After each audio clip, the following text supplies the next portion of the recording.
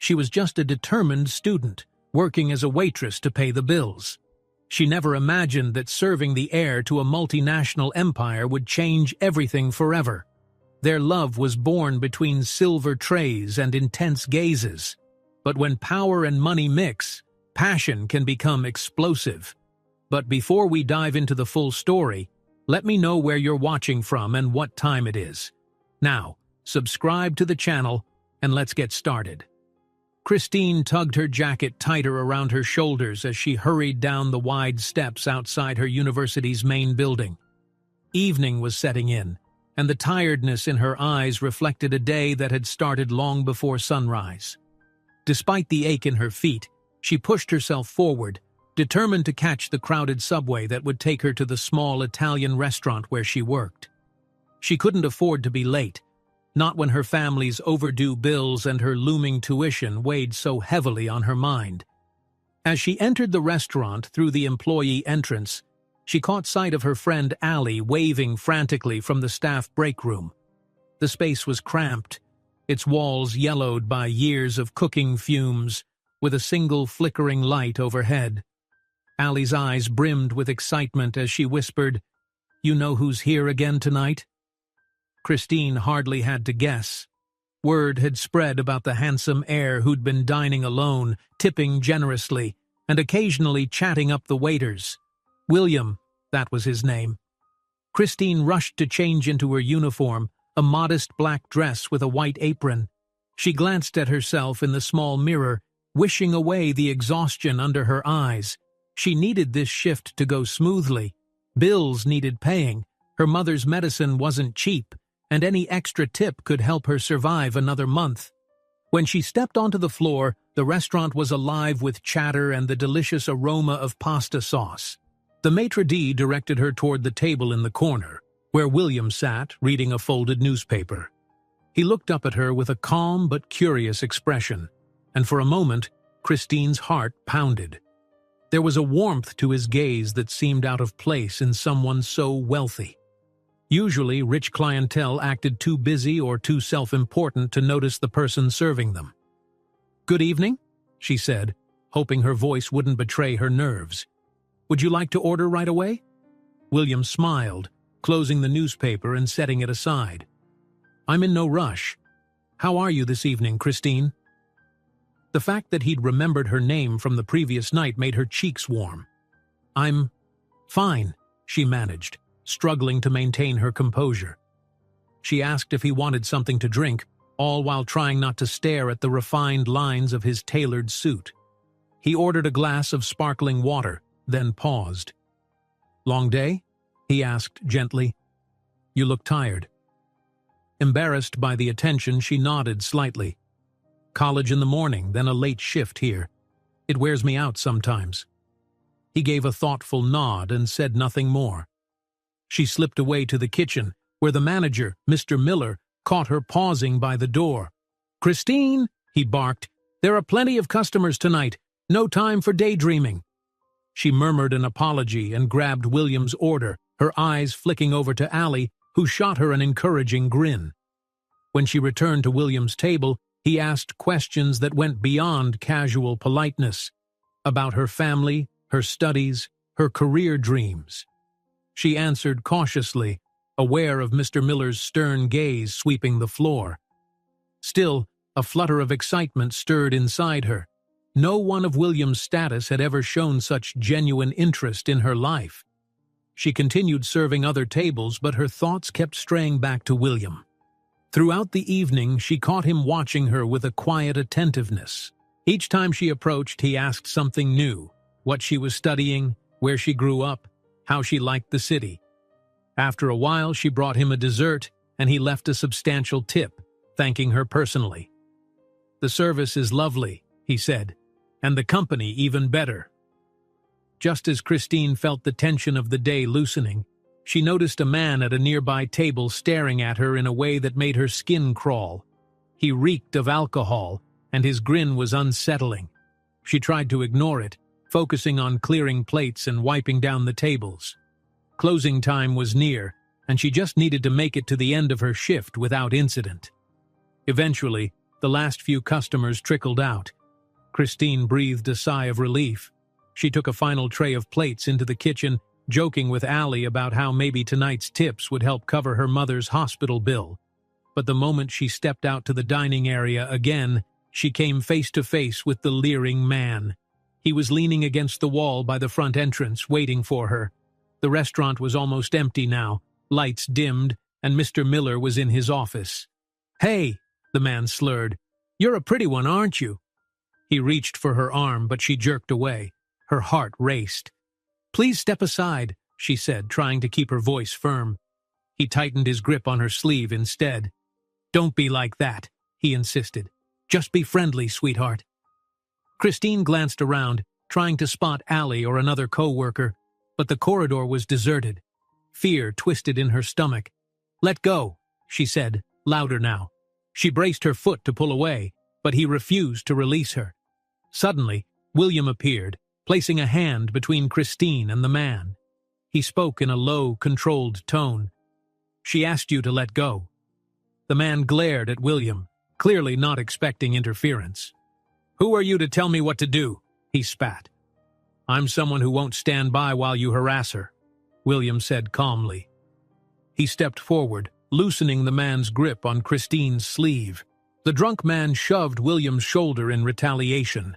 A moment of tense silence followed as they locked eyes. Christine's pulse thundered in her ears, and for a second she worried a full-blown fight would break out. Mr. Miller, alerted by the commotion, rushed over. "What's going on here?" he demanded. The man stumbled back, muttering curses. William kept his composure, though a spark of anger flashed across his features. "This customer was harassing one of your employees," he said simply. Mr. Miller snapped at the drunk man to leave immediately or face the police. The scoundrel backed away, muttering something about lawyers and lawsuits. For a moment, the restaurant fell quiet again, leaving Christine trembling by the counter, stunned by what had nearly happened. She turned to William, her voice wavering. "Thank you. I didn't expect you to step in like that." He shrugged, a hint of concern in his expression. "No one should have to deal with behavior like that. You okay?" She nodded, though her hands still shook. Allie peeked out from the kitchen, eyes wide. Christine managed a shaky smile of reassurance, trying to show she was all right. Meanwhile, Mr. Miller, never one to dwell on gratitude, cleared his throat. "Let's close up for the night. Christine, finish up whatever's left."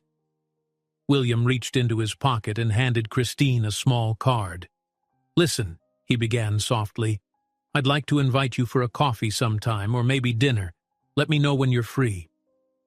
Christine stared at the card. His name, a number, and a short note about a cafe downtown.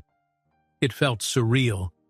She had so many worries, her family, tuition, the relentless fatigue. Yet here he was, offering a moment of escape and something more genuine than she'd ever anticipated. "Thank you," she whispered, sliding it into her apron pocket. She still sensed the scowl on Mr. Miller's face nearby, but she tried not to let it bother her. The night had been far from ordinary. Her legs ached from hours on her feet, and her nerves were fried, but she felt an unexpected spark of hope stirring inside her. As the overhead lights dimmed further and the last chairs were set upside down on the tables, William gave Christine a polite nod. "I'll walk you to the door," he offered, his voice soft.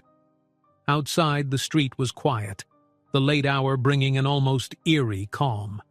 William lingered, seemingly reluctant to leave, until she murmured good night. She slipped back inside to collect her purse from the break room, her thoughts swirling. The hush of the empty restaurant felt different now, charged with lingering adrenaline and faint excitement. She was just a college student trying to help her family and keep her grades above water. Men like William were supposed to be out of reach, locked behind the polished doors of penthouses and private clubs. Yet he'd shown her kindness and interest that felt real. There was no denying the tension she'd seen in William's eyes when that man had harassed her. There was also no denying the calm steel he'd displayed, standing up for her in front of everyone. It was more than a wealthy gentleman's courtesy. It felt personal, and that unnerved her as much as it intrigued her. Quietly, she stepped back into the dining area, now dark except for a single low light near the entrance. William was standing there waiting, as if making sure she was all right before he truly said good night. She thanked him one more time, trying to steady her voice. "I appreciate what you did. It's been a long day, and you made it easier." He nodded, offering a small smile. "I meant what I said about that coffee. Call me anytime." She watched him slip out into the night, the restaurant door slowly closing behind him. A gentle clang echoed in the still air. In the distance, a neon sign flickered against the window, the city's hum a constant backdrop.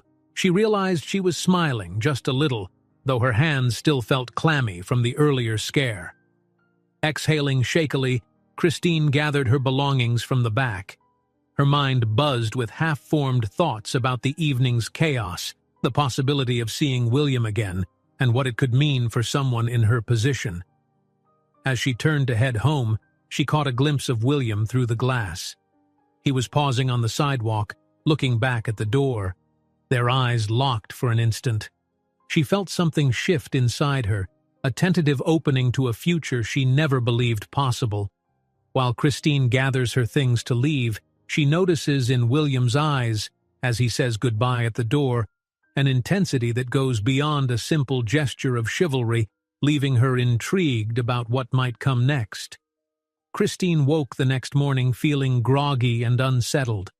The events of the previous night replayed in her mind. The awkward confrontation in the restaurant, William's calm yet determined defense of her, and finally his invitation to meet again. She had barely slept. Questions buzzed in her thoughts. Why was this heir so interested in her? Could she truly trust him? And most pressing of all, should she accept his offer? She pulled on her faded jacket, braced herself for another day, and made her way to the little Italian restaurant for her evening shift. As soon as she stepped inside, Allie beckoned her from across the room. "Hey, guess who showed up again?" There was a teasing glint in her friend's eyes. Christine's heart fluttered, guessing right away who Allie meant. When she walked out to the dining area, her suspicion proved correct. William sat at a corner table, nursing a cup of coffee and reading another folded newspaper as if he came here every day. He looked up from the page and locked eyes with her, a faint warmth in his gaze. Christine willed herself to stay calm, discreetly smoothing the wrinkles in her uniform apron as she approached. "Good evening," she greeted, setting down a glass of water on his table. He noted her tired expression. "Long day again?" he asked gently. She managed a polite smile, hiding how exhausted she felt from juggling college classes and these late-night shifts. "Yeah, pretty long," she admitted. He tapped the edge of the newspaper thoughtfully. "You know, I keep thinking I should try something else on the menu besides coffee," he joked. "But I can't seem to decide." She almost laughed at the earnest way he spoke, as if the biggest dilemma of his day was whether to order pasta or steak. By contrast, her list of worries was endless. Her mother's hospital bills, her siblings' school supplies, her own overdue tuition. Still, the brief levity lifted her spirits. After taking his order, she went to the kitchen to let the cook know, and on her way back, she found William waiting for her by the counter. "Any chance you can spare a minute before your shift ends?" he asked in a lower voice, aware of the other customers. She felt Mr. Miller's gaze boring into her, but William's tone was so earnest that she nodded before she could think twice. He pressed a small note into her hand, telling her it had directions to a cafe downtown, someplace quiet where they could talk.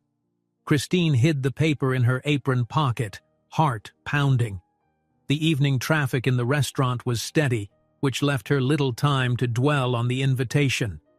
Between taking orders, refilling drinks, and juggling trays, she barely glanced in William's direction, though she could feel his eyes follow her from time to time. By the time closing hours rolled around, the tension in her neck had built up into a dull ache. All she wanted was to shower and fall into bed. Still, the small note weighed on her mind. Should she meet him afterward, or head home like she usually did? She had just finished clearing a table when her phone buzzed in her apron. Stepping into a corner by the kitchen, she answered quietly, hoping it wasn't another problem. Her mother's voice came through, subdued but urgent. "I'm sorry to bother you at work," her mother whispered, "but we just got a hospital bill for your brother's checkup. It's more than expected. I don't know how we'll manage." Christine closed her eyes, leaning her head against the wall as that all-too-familiar wave of anxiety coursed through her. More unexpected expenses, more pressure on top of everything else. When the call ended, she pocketed her phone, blinking back tears. She had known it was bad, but it kept getting worse. There was only so much tip money she could scrape together. Part of her was furious at the situation. Why should a decent person have to scramble like this just to survive? Another part of her was tempted. William had already hinted he might help if she ever needed it. That notion clashed with her pride, yet it lingered in her mind all the same. She emerged from the corner to find William standing near the door, quietly talking to Allie. As soon as he saw her, he broke away. "How about that coffee?" he offered in a gentle tone. Christine thought about her mother's voice on the phone, the suffocating bills, and the fleeting sense of safety she'd felt last night when William intervened. Maybe, just maybe, talking to him wouldn't be so bad. And if she could earn a decent tip tonight, that was something.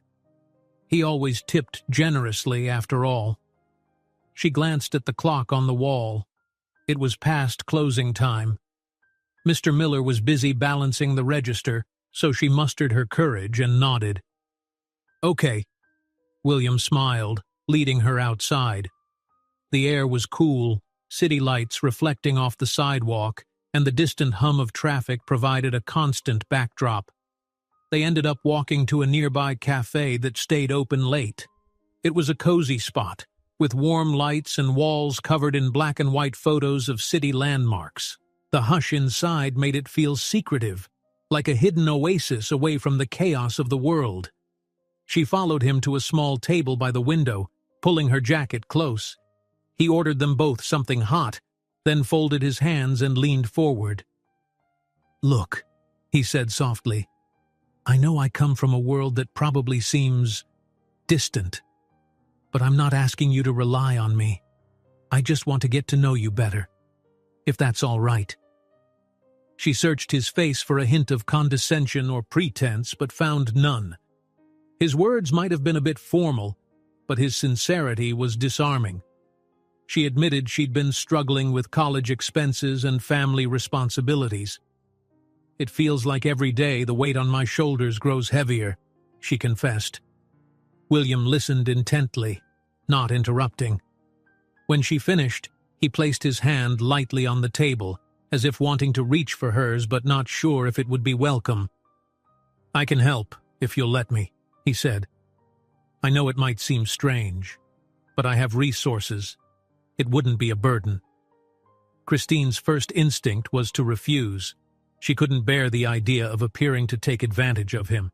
Her pride flared and she inhaled sharply. "I'm not looking for charity.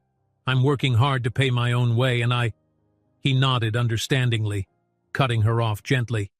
"I know, and I respect that. I won't push. But I want you to know the offer is there." Their conversation drifted to lighter topics. He asked about her favorite professors at college, and she learned he had studied abroad for a year during high school, living in Europe. They compared their daily routines, his filled with management meetings for the family's hotel empire, hers with classes, commuting, and a scramble to make ends meet. The contrast was stark, but a genuine curiosity passed between them, bridging the gap. She felt a tiny flutter in her chest, a growing sense that maybe this wasn't some fleeting game for him. Time slipped by. It was nearly midnight when the cafe finally began shutting off lights. She stood, a little self-conscious about how comfortable she'd been sitting there with him. Outside, he insisted on walking her to the nearest station. "I've got a car," he explained, but I'd rather make sure you get home safe." They paused at the top of the subway steps, where a grimy fluorescent light cast a hazy glow over the wet pavement. She fiddled with the strap of her bag. "Thank you," she said, letting the sincerity in her voice show. "For listening. For everything." He gave a small nod. "I hope you'll let me do more," he replied. Then he handed her a neat business card, different from the note earlier, with his personal number. She gently placed it in her jacket pocket. The moment was broken by a group of late-night commuters clambering up the steps behind them. She glanced around, reminded of how easily normal life carried on. "I should go," she said softly, feeling torn. He stepped back, giving her space. "Call me, even if it's just to talk," he said. Then, with a final lingering look, he turned and walked toward the curb where a sleek black car waited. Christine watched him go, a strange blend of gratitude and apprehension settling in her chest. She could almost feel the weight of her family's bills in her bag, the unstoppable tide of obligations waiting for her in the morning. But she also felt something else, a spark of hope, fragile but bright. She descended into the subway, her footsteps echoing along the tiled corridors. The train was sparse at that hour, giving her time to reflect on what it all meant. Could she really let herself believe that William genuinely cared about her? The uncertainty was daunting, yet the memory of his earnest expression at the cafe stayed with her. Later that night, back in her cramped bedroom, she slipped off her shoes and collapsed onto the bed. As she scrolled through her phone, an audio message from her mother came through. The sorrowful sound of her mother's voice, full of worry and frustration, weighed heavily on Christine's heart. Bills were due. They were out of options. Tears burned in her eyes as she replayed the message. Outside, a siren wailed faintly, mingling with the hush of late-night traffic. She pulled William's card from her jacket, staring at his name and number. Could she bring herself to call him for help if it came to that?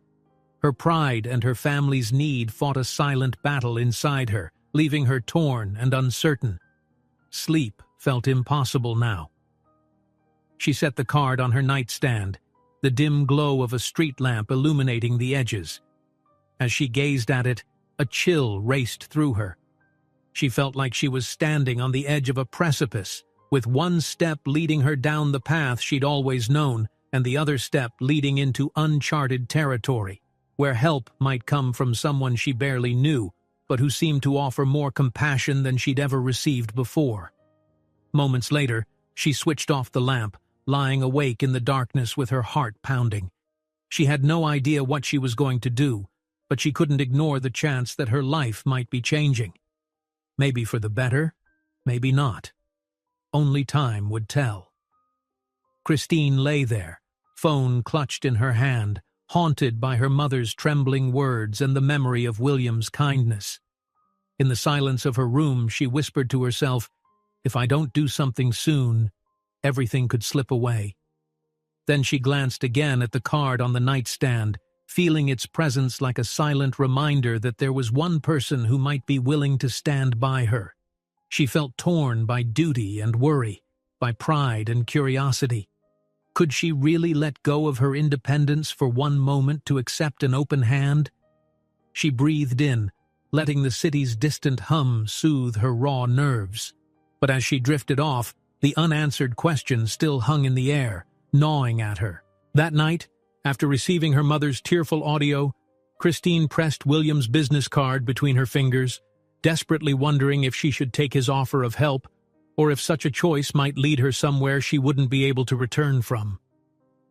Christine woke early to the dull hum of her phone's alarm, a heaviness in her chest that wouldn't quite go away. She'd hardly slept. Thoughts from the previous night haunted her. Her mother's tearful plea for help, the relentless bills piling up, and William's quiet offer of support. She wanted to believe she could handle it all on her own, but the gnawing feeling in her stomach told her she might already be in over her head. She started her day by rushing off to class, but weariness clung to her like a shadow. Halfway through a long lecture, she realized she hadn't absorbed a single word.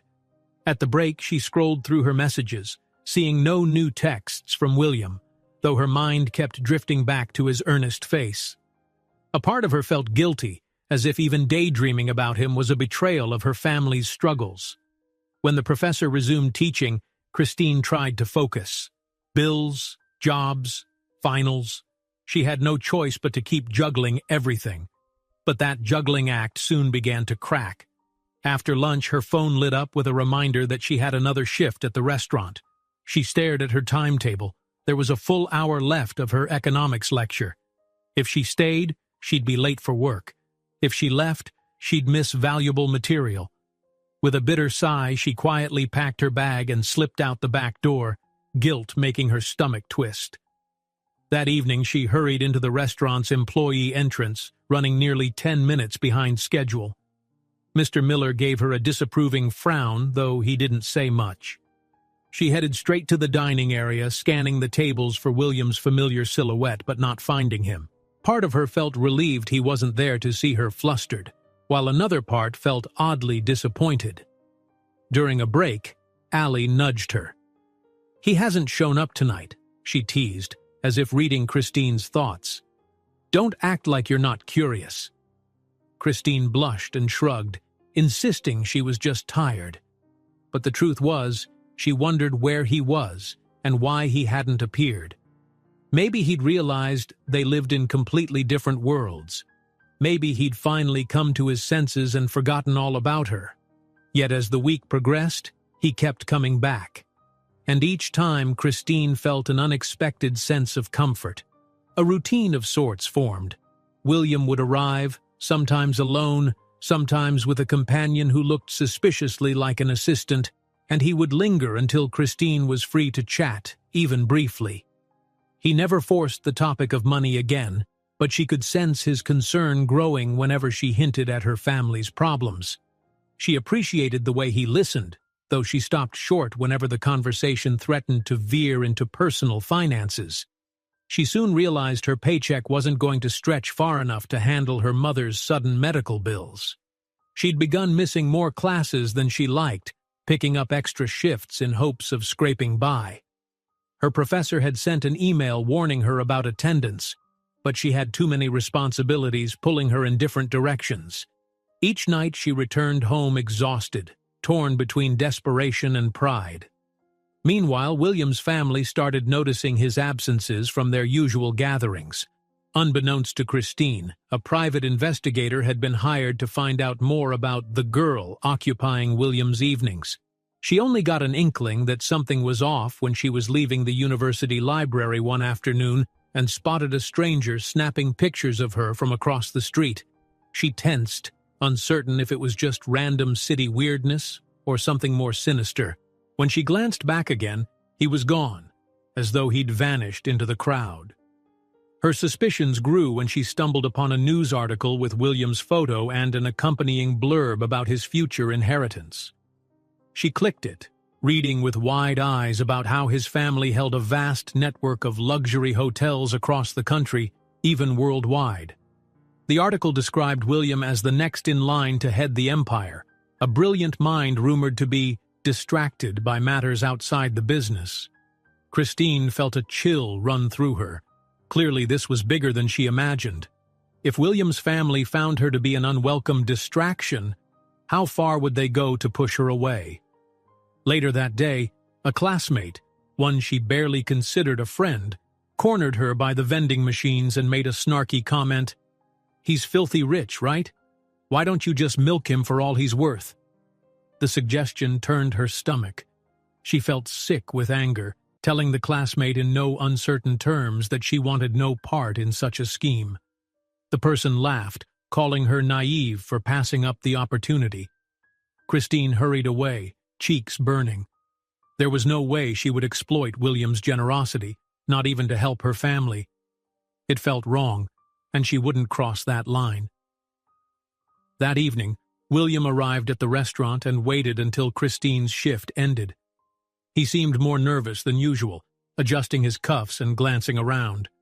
When she finally approached him, he cleared his throat and said, There's a gala happening next week, a big event my family sponsors. Would you come with me?" She froze. Her first instinct was to say no, picturing herself in a borrowed dress among high society elites who'd look down on her for being a mere waitress. But William's eyes were kind, and he quickly added, "I'd like you there, and I'd be honored to introduce you, officially."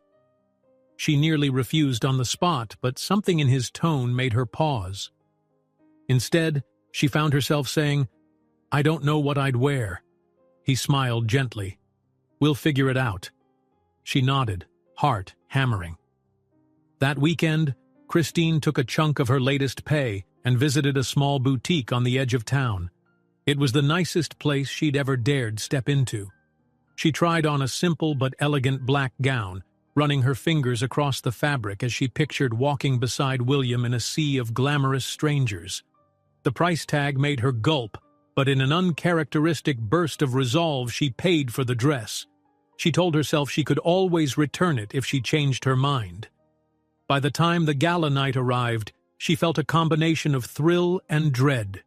She worried about letting William down, or worse, embarrassing herself in front of wealthy people with sharp tongues and harsher judgment. But as he picked her up that evening, the look of genuine admiration on his face eased some of her fears. "You look incredible," he murmured, helping her into the sleek car that waited by her building's entrance. On the ride there, his personal assistant, an older man with a carefully composed expression, sat up front. Christine caught him glancing at her in the rearview mirror, his face impassive. It was clear he was assessing everything about her, storing away details for some unseen purpose. She swallowed, remembering the flash of that camera outside her university days ago, the gossipy stares, the hushed conversations. She wasn't used to being under any spotlight, and it tightened a knot in her chest. The car slid smoothly through the city streets, lights flickering past.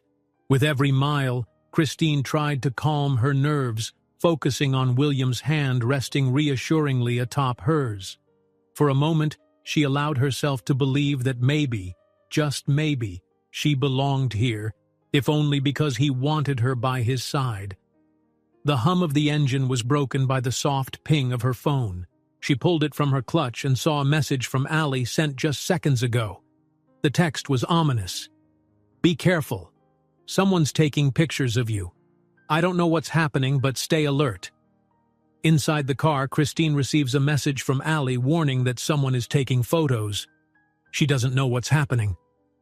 Christine's heart raced the moment the driver opened the car door, revealing the brilliant lights of the gala.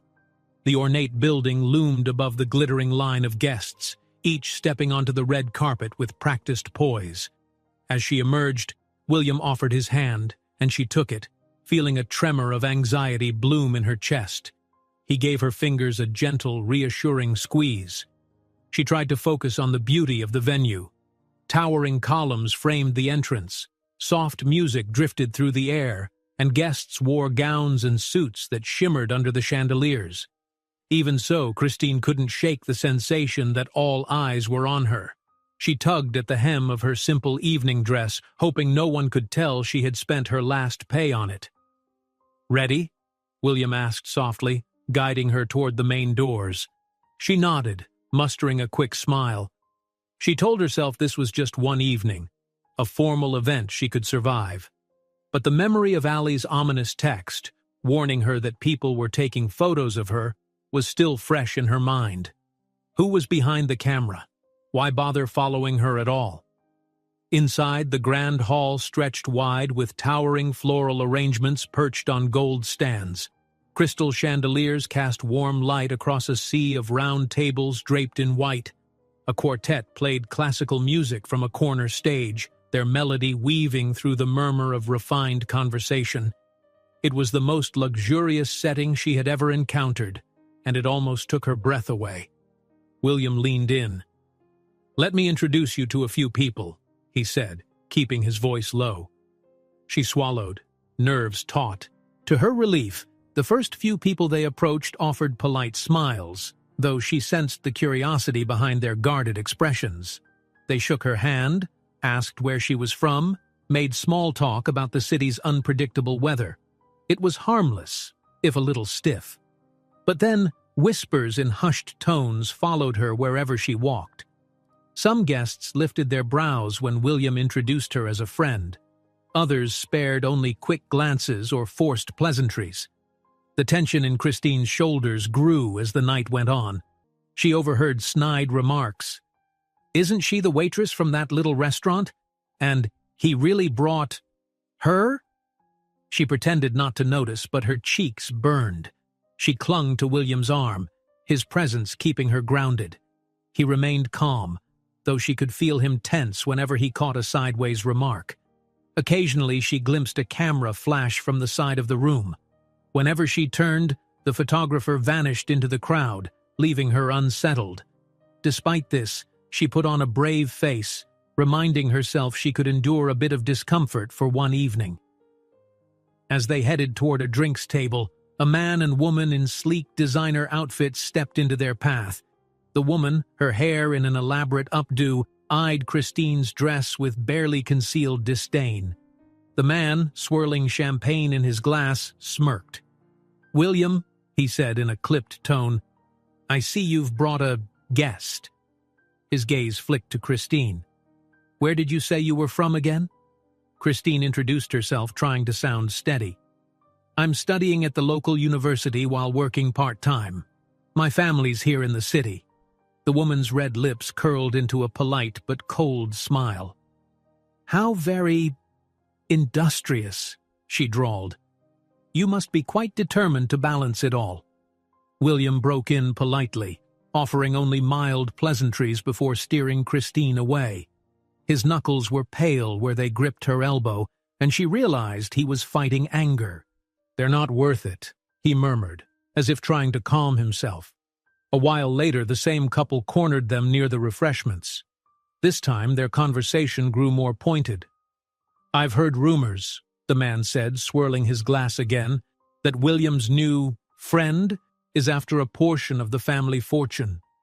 The woman snickered, adding under her breath, "A typical story, isn't it? A girl from nowhere, hoping to sink her claws into a wealthy heir." Christine felt hot indignation burn in her chest. She opened her mouth to retort, but William cut in, voice shaking with barely contained fury. "That's enough," he snapped. Heads nearby turned, glancing at them curiously.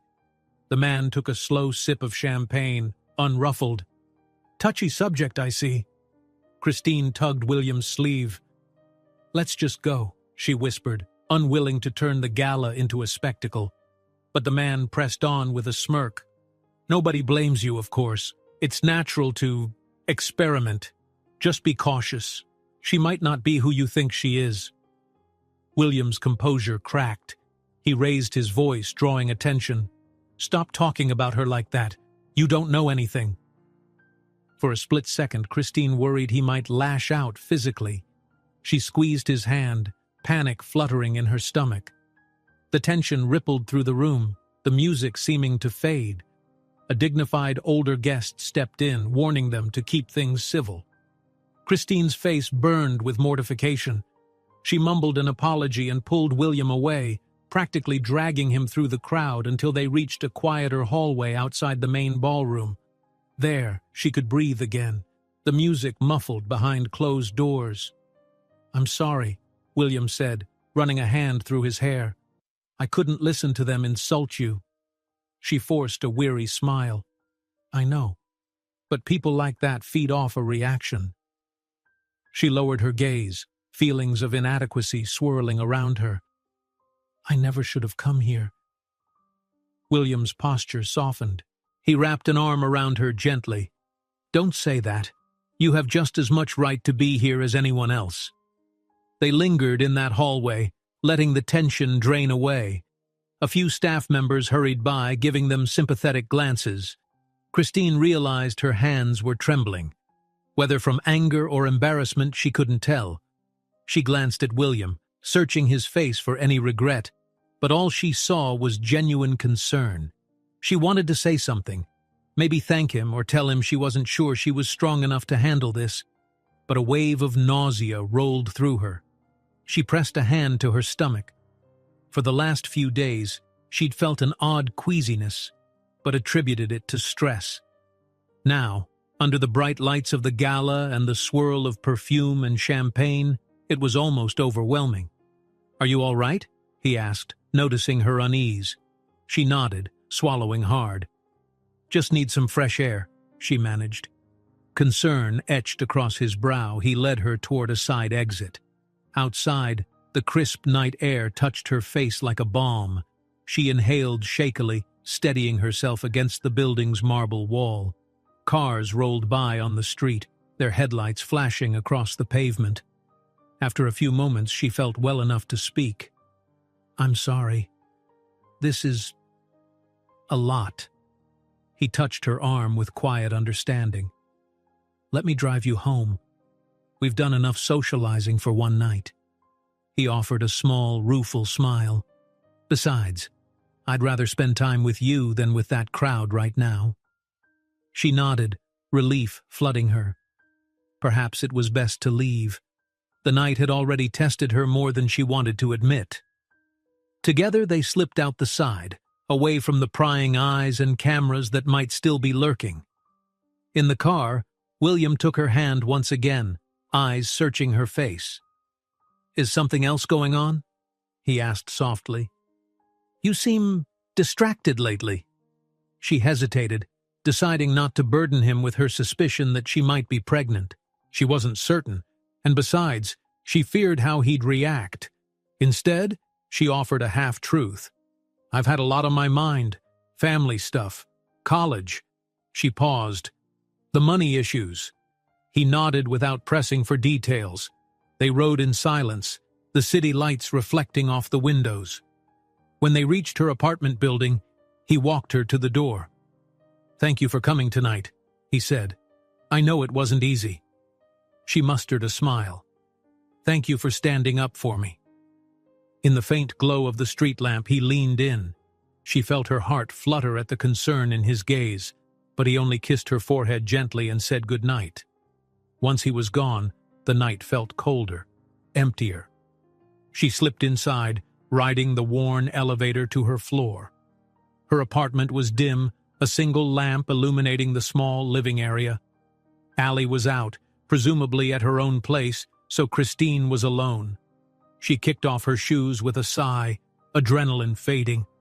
Her head spun with everything that had happened, the comments, the confrontation, the way William had nearly lost his temper. Suddenly, a sharp cramp in her stomach made her stumble toward the kitchen. She grabbed a glass of water, but the wave of dizziness passed only slowly. A nagging voice whispered that something was off. She'd been ignoring the signs for a while, missed cycles, fatigue, and now this relentless nausea that flared at the worst times. She rummaged in a drawer until she found an old pregnancy test she'd stashed away, half forgotten. She stared at the small box, heart thudding. It felt like the entire universe hung on what that result might be. Her fingers trembled as she read the instructions, then crossed the cramped hall to the bathroom. Minutes later, the result appeared. Her heart pounded so loudly she could barely hear her own breath. 2 lines. Panic flared, followed by an almost dizzying sense of wonder and dread. She sank onto the edge of the tub, staring at the tiny lines in disbelief. Twins or not, just the idea of being pregnant turned her entire world upside down. Before she could fully process it, a knock sounded at her door. She quickly hid the test behind her back, peeking through the peephole. A man in a crisp suit stood there, someone she didn't recognize. Cautiously, she opened the door a crack. He introduced himself in a low voice, saying he represented William's family. The envelope he held was thick with money, enough to make her eyes widen in shock. He spoke matter-of-factly. "It would be best for everyone if you parted ways with William. There are larger interests at stake. Consider this a helpful arrangement." His tone was smooth, practiced. Nothing personal, just business. A wave of outrage and fear crashed through her. She nearly flung the envelope back in his face, but words stuck in her throat. Before she could respond, he laid it on the small table in her entryway. "Think it over," he said coldly. Then he turned and left as abruptly as he'd arrived. Christine closed the door, heart hammering so violently she thought she might collapse. She locked the chain, stepping back to the living area in a daze. The envelope lay there, silent and imposing. Slowly she picked it up and slid a hand inside, feeling the bills. It was more money than she'd ever handled in her life. Tears pricked the corners of her eyes. How had her life become so complicated so fast? She dropped onto her bed, the pregnancy test still clutched in one hand, the envelope in the other. She felt as if her entire future teetered on a knife's edge. If she took the money and ran, she could pay off her family's debts, maybe even finish her degree somewhere quietly. But that meant cutting ties with William, and the very thought twisted her stomach into knots. Her reflection stared back at her from the dark window across the room, pale and uncertain. The memory of William's protective anger at the gala, his gentle hand on her shoulder, those flashes of honesty and concern, clashed with the threat she held in her hands. She was certain he had no idea this was happening. Nausea churned again.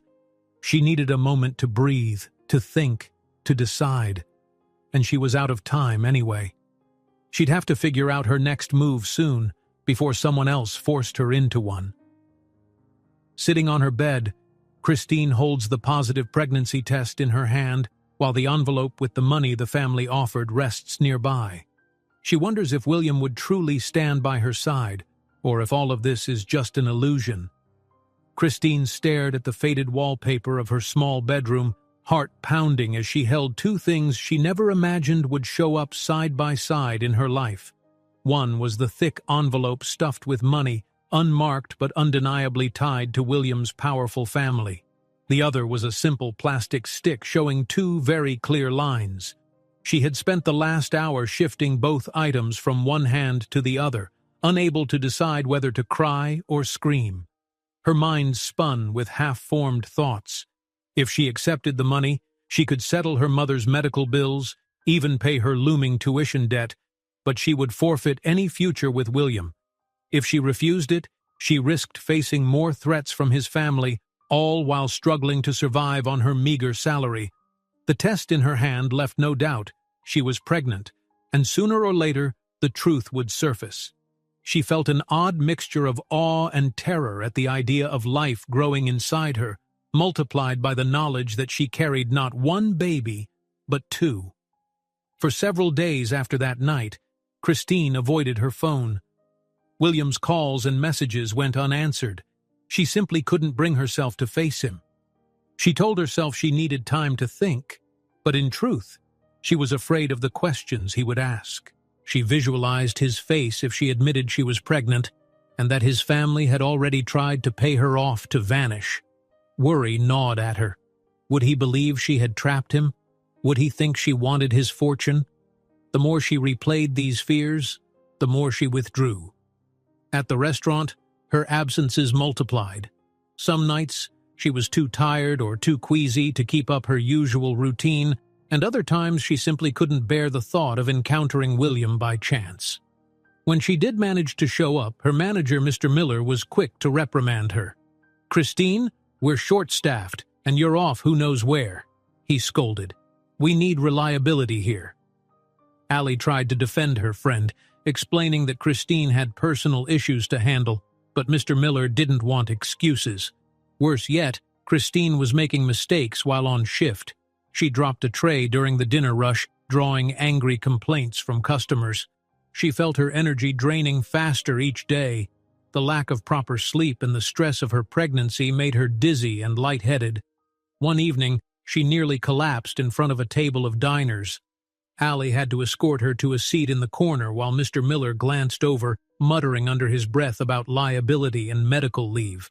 Afraid of drawing further attention, Christine visited a small clinic on her own. The doctor confirmed she was expecting twins, something she already suspected from her earliest symptoms but hadn't dared say aloud. She walked out of the clinic clutching a pamphlet about nutrition for expectant mothers and special precautions for multiples. Although she felt a flicker of excitement at the idea of 2 tiny lives, her anxiety overshadowed it. How could she possibly take care of them alone? Her phone rang while she sat on a bench outside the clinic, the city's bustle swirling around her. She glanced at the screen and recognized her mother's name. Taking a shaky breath, she answered, only to hear the same distress she'd been trying to ignore. Bills had mounted again. New charges from the hospital threatened to push them over the edge. Her mother's voice cracked, apologizing for the burden. Christine tried to offer reassurance, but her own voice trembled. She ended the call feeling trapped. She could almost feel the weight of the envelope at home, waiting for her to make the decision. It was enough money to solve so many problems, but she hated the thought of disappearing from William's life as though their connection had meant nothing. Each time her phone rang afterward, she let it go to voicemail, bracing herself for whatever might come next. Meanwhile, William grew more confused by her silence. He stopped by the restaurant during his lunch breaks, only to find Christine absent. He asked Allie if something had happened, but she responded with vague answers, torn between loyalty to Christine and her concern that William needed to know the truth. William sensed there was a secret swirling just out of reach, and the frustration made him restless. Unbeknownst to Christine, a member of his family was tracking his movements. One evening they cornered him after a board meeting, warning him about his reckless behavior and hinting that the problem had already been addressed. When William demanded an explanation, he was met with deflections. Furious, he called Christine non-stop, desperate to hear her voice, to make sure she was safe. Each unanswered call drove him deeper into worry. At her apartment, Christine looked at the envelope on the table, imagining it sprouting invisible claws, digging into her resolve. She wondered if taking the money might at least solve her family's immediate issues. Maybe it would buy her time to figure out how to be a mother on her own. But the thought of betraying William like that, of vanishing without a word, gnawed at her heart. She tried to push it away by busying herself, but life had a cruel sense of timing. A letter arrived one afternoon, slipped under her door in a plain envelope. The message inside was blunt: accept the deal or prepare for worse consequences. Her gut twisted. The note implied that if she didn't disappear, her family could be harmed. The ultimatum left her trembling. That evening, Allie found her sitting on the couch, staring at the threatening letter. Without waiting for an explanation, Allie wrapped her arms around Christine in a fierce hug. "You don't have to do this alone," she whispered. Christine clung to her friend, tears finally spilling over. "It's all so impossible," she murmured. "I'm pregnant, Allie, with twins, and his family wants me gone." Allie pulled back in shock. "Christine, does William know?" Christine shook her head, wiping her face. "No, and I'm scared to tell him. I don't know how he'll react." Allie gave her a determined look. "He should be given a chance to decide for himself. I can't believe you've been going through all this alone." Christine's voice shook. "I don't want him to think I'm using him. I don't want more threats, or for him to lose his inheritance, or worse." She glanced helplessly at the letter. "But I can't just vanish either. It's not fair to him or to these babies." Allie's eyes glistened with sympathy. "You owe it to yourself, and to those little ones, to speak your truth. If William is the man you believe him to be, he'll do everything he can to stand by you." Even as Christine hesitated, Allie slipped away. Christine assumed she was going to make tea or maybe give her space. Instead, Allie returned with a phone in hand, pressing it to her ear. Christine heard the faint ring of a call being placed. She realized too late who Allie was dialing. "Allie, don't," she pleaded, standing abruptly. But Allie held firm, waiting until someone picked up. "William?" Allie's voice quivered with urgency. "I'm calling from my phone because Christine's ignoring yours. You need to know, she's pregnant, with twins." Christine wanted to snatch the phone away, but her legs felt rooted to the carpet. Allie pressed the speaker button, and William's stunned voice came through. What? Allie, wait, where is she? Let me talk to her. Christine froze, tears forming in her eyes. She wasn't ready for this. She wasn't ready to hear William's reaction. Allie turned the phone to face Christine, who stood there shaking her head, tears slipping down her cheeks. William's voice continued, "Christine, please, I had no idea. Let me help. Just talk to me." She could barely form words, her throat tight with emotion. Pressing her hand over her mouth, she backed away, the room spinning. Her mind repeated a frantic mantra of regrets. She should have told him sooner. She should have reached out. She should have pushed through her fear. Now it was done. There was no taking it back. Allie ended the call, leaving William's urgent pleas echoing in the silence. The phone slipped from Allie's hand, and Christine sank onto the couch again, burying her face in her palms. She could feel Allie's warm hand on her shoulder, offering quiet reassurance. The weight she'd carried for weeks felt momentarily lifted. William finally knew. Yet, in place of that old burden, a new anxiety took root. Would he truly stand by her? Or would his family's schemes and his own doubts tear them apart before they ever had a chance to figure things out? A message vibrated on Allie's phone seconds later. She glanced at the screen. "It's from William," Allie murmured. "He says he's heading over right now." Christine's heart hammered as she realized she couldn't hide anymore. The delicate balance of her life was unraveling, and the moment of truth had arrived. She wanted to cry, to run, to do anything but face him. Yet a small spark of hope flared in the midst of her panic. Maybe this was the chance she needed, to finally stand strong and let him decide for himself. Her phone buzzed in her pocket. She pulled it out, seeing Allie's name on the screen, even though Allie stood right beside her. Confused, she opened the text. "He knows about the babies and he's coming to talk to you right now. Please, Christine, don't run away. You can't hide anymore." She stared at the message, her pulse thudding in her ears. Everything she'd tried to keep hidden was bursting out into the open, and there would be no turning back. Christine read Allie's urgent text, realizing William now knew about the twins and was on his way to see her. She felt her heart race, torn between hope and terror at what he might say when he finally walked through that door. Christine paced the living room, wringing her hands so tightly her knuckles had turned white. Every few seconds, she peered out the window as if expecting William to materialize at any moment. Allie tried to soothe her, but every attempt at conversation was cut short by Christine's jumbled thoughts. A sharp knock sounded at the door. Christine jolted, heart racing. She hesitated, gaze darting to Allie, who offered a silent nod of encouragement. Summoning her courage, Christine crossed the small apartment and opened the door. William stood there, breathing hard from rushing up the steps. His eyes burned with urgent concern, and before she could speak, he swept inside. Allie retreated to give them space, carefully closing the bedroom door behind her. Christine and William stood in the narrow living room, neither quite knowing what to say first. She noticed how his hands trembled at his sides, and he noticed how pale she looked, as if she might faint. Finally, he broke the silence. "Are you okay?" His voice was low, almost hoarse. "Why did you shut me out like that?" Christine swallowed the lump in her throat. "It was never about you," she managed. "I was scared. And then your family, they threatened me." She gestured to an envelope on the small dining table. "They offered me money to disappear, William. They don't want me around." He clenched his jaw, eyes darting to the envelope. "Who did this?" he demanded, voice rising. "I need names. I don't know. Someone came to my door. He never said his name." She paused, tears welling up. "But that's not the only thing." Her voice trembled. "I'm pregnant. Twins."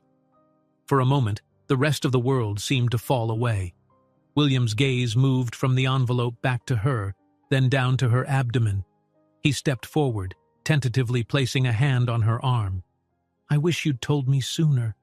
She could hear the hurt mingled with concern in his words. "Did you really think I wouldn't be there for you?" She blinked hard, tears slipping free. I wasn't sure. Your life is so different. Your family. I couldn't bear to see you lose everything because of me, and I didn't want you thinking I was using you. He exhaled, shaking his head. That's what they want you to believe. That's how they control me, by making everything a transaction. He ran a hand through his hair, clearly struggling to contain his anger. We'll figure this out. But you can't keep me out anymore, okay? Christine nodded, emotion clogging her throat. She fell into his arms, letting him hold her for a moment that felt like both an eternity and no time at all. When they broke apart, there was a resolve in his eyes she had never seen before. They threatened you, he repeated, and now I find out you're carrying twins. This changes everything. He moved to the window, gaze flicking over the dim city lights. I need to confront my family. This has gone far enough. Christine's heart pounded at the thought of standing in front of that powerful clan who despised her. She inhaled shakily. What if they try to force you to cut ties with me? They made it clear they'll do anything to protect the empire. William turned back, taking her hand gently. Let them try. His expression hardened. If they don't accept this, I'll walk away from the inheritance. I can't let them bully you, or our children. The final word trembled on his lips, underscoring the magnitude of this new reality. Allie emerged from the bedroom then, eyes shining with relief. She didn't say much, just squeezed Christine's arm and nodded at William in silent acknowledgement. Without words, she let them know she stood with them, no matter what came next. That night, Christine lay awake, head on William's shoulder. He had insisted on staying close by, worried about her health and safety. Though the apartment was cramped and the pull-out couch far from luxurious, he made no complaint. They whispered into the early hours about the future, fears, hopes, the enormous challenge of raising twins in a world that felt like it was against them. Eventually, Christine drifted into a restless sleep, lulled by William's steady breathing. Early the next morning, they drove to the grand estate where his family resided. Christine's stomach churned the entire ride, partly from morning sickness and partly from sheer terror. The driveway was long and lined with manicured hedges that seemed to loom overhead like silent judging sentinels. When the mansion came into view, her anxiety spiked. She had been here once before, briefly, and the memory of cold stares still haunted her. Stepping out of the car, she felt William squeeze her hand. You don't have to do the talking, he said quietly. Just stay by me. They entered through heavy double doors into a vast foyer, the marble floor echoing their footsteps. Several members of his family were already gathered, an uncle, an aunt, a cousin or two, and at the center, William's mother and father. Their expressions shifted the moment they caught sight of Christine standing beside him. A hush fell over the room, followed by tense murmurs. The father's voice rang out sharply. William, what is the meaning of this? He cut a disdainful glance at Christine. You need to send this girl away. We don't have time for such distractions. William's mother stood rigid, her lips pressed into a thin line. She said nothing, but her cold gaze slid over Christine. William stood straighter, shoulders set. She is not a distraction. She's my partner, and she's carrying our children. I won't allow any more intimidation tactics. His words echoed in the silent room, impossible to ignore. A chorus of protest erupted, led by one of the uncles who stepped forward with a menacing air. Children? This is a disgrace. You're going to risk the entire empire for some waitress? She's only here to bleed you dry. Christine's cheeks flamed, but she forced herself not to shrink back. William answered through gritted teeth, She's not just some waitress. And if you think I'm going to let you call the shots in my personal life, you're mistaken. One of the cousins chimed in, muttering something about them needing a proper agreement or settlement to keep everything quiet. William turned on him. I'm not settling anything. I'm stepping up for my family, Christine and our babies. If you can't respect that, Then we have nothing more to discuss." Christine felt both fear and admiration swirl inside her. This was the most commanding she had ever seen him, and it gave her courage. She lifted her chin, refusing to hide in the background. "I never wanted any of this," she said, voice trembling but earnest. "William and I met by chance, and I care about him. I didn't ask for threats or bribes. I just want to make it work." The uncle sneered, looking ready to spit out more insults, but William's father held up a hand, silencing him. The older man stepped forward, scrutinizing Christine. "And if we refuse to acknowledge you?" he asked, gaze flicking coldly over her. "What then?" William squared his shoulders. "Then I'll walk away from the inheritance, from the company, everything. I'm done dancing to anyone's tune. Christine and I will figure out our own path." A stunned hush gripped the room. Several relatives looked incredulous, others openly aghast at the prospect of losing their favored heir. Christine's heart hammered. She placed a hand on William's arm, gratitude mingling with fear. She couldn't let him sacrifice all he'd known without being certain it was truly his choice. But the set of his jaw told her he meant every word. The mother, finally speaking, did so in a clipped tone. "This is foolish. You're angry now, but you'll regret this decision, William. You can't just uproot generations of careful planning because of a whim." He held his ground. "It's not a whim. It's my family, my choice, and my responsibility." She narrowed her eyes, then turned on her heel. "We'll see how long that resolve lasts." With that, she strode from the foyer, leaving a disapproving silence in her wake. The rest of the relatives dispersed, some shaking their heads, others glaring. A few cast fleeting glances at Christine, but no one said another word. When the last footsteps died away, William squeezed Christine's hand, a heavy sigh escaping him. "I'm sorry you had to endure that." She looked at him, eyes glimmering with tears. "You stood up for me. For us." She let out a shaky breath. "Thank you." He nodded, a small but determined smile touching his lips. "We're in this together now. I won't let anyone drive us apart." Outside, the sky had darkened with thickening clouds, threatening rain. They left the mansion and headed back to the car. Christine felt drained, but also oddly liberated. Though the confrontation had been brutal, they had faced it head-on. William had shown he wouldn't waver. Neither spoke much during the ride. Christine felt exhaustion tugging at her, worry, relief, and the knowledge that their battle with his powerful family was far from over. Yet, for the first time in days, she believed in William's promise to protect her and the twins. Whatever challenges lay ahead, he was with her. They pulled up at Christine's apartment and William reached for her hand before she could exit. "No more secrets. No more shutting me out." His eyes were earnest. "If they threaten you again, you tell me immediately." She nodded. "I promise," she whispered, leaning in to press a soft kiss to his cheek. "You're sure you won't regret defying them?"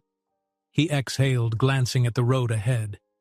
"I'm sure it won't be easy, but regretting not trying would be worse." She squeezed his hand, overwhelmed by the gravity of it all, yet grateful he was still here beside her.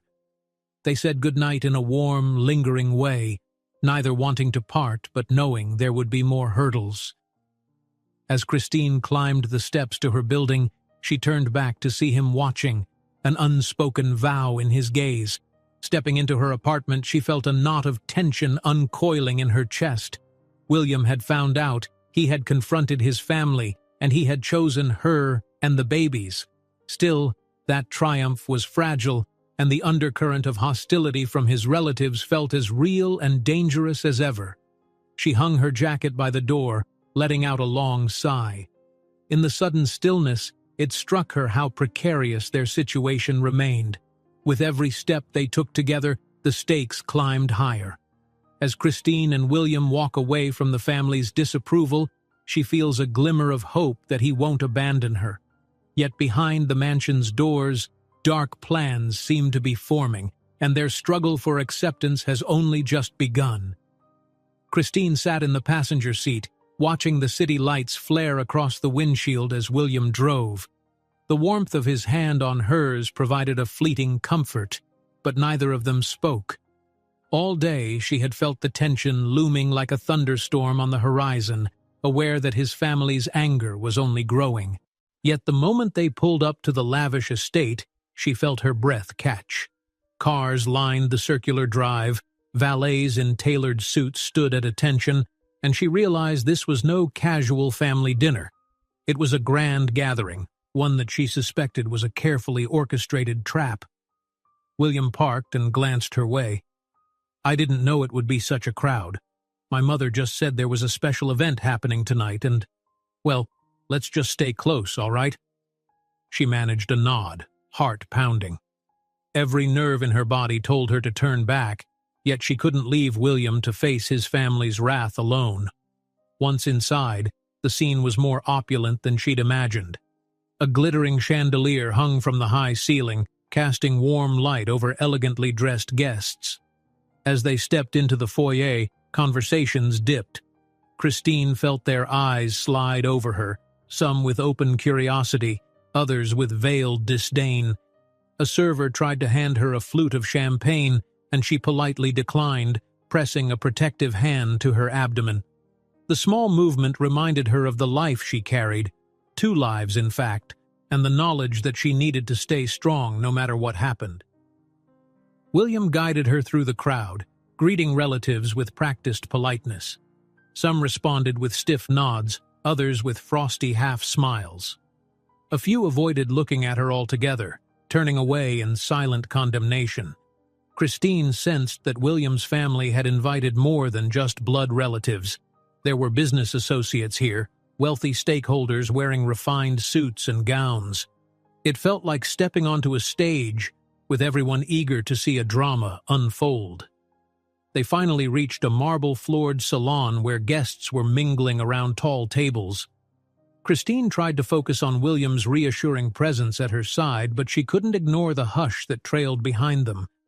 Near the center of the room, a tall, severe-looking man, William's uncle, raised his glass. "A toast," he called out, his voice carrying easily, "to our family, our legacy, and the future of our enterprise." Polite applause scattered through the space. William gave Christine's hand a squeeze, and they found a quiet corner. She took a steadying breath, scanning the crowd. That was when she spotted William's mother, impeccably dressed in a dark, sophisticated gown. Her gaze locked onto Christine like a hawk closing in on prey. Christine braced herself as the woman glided across the room.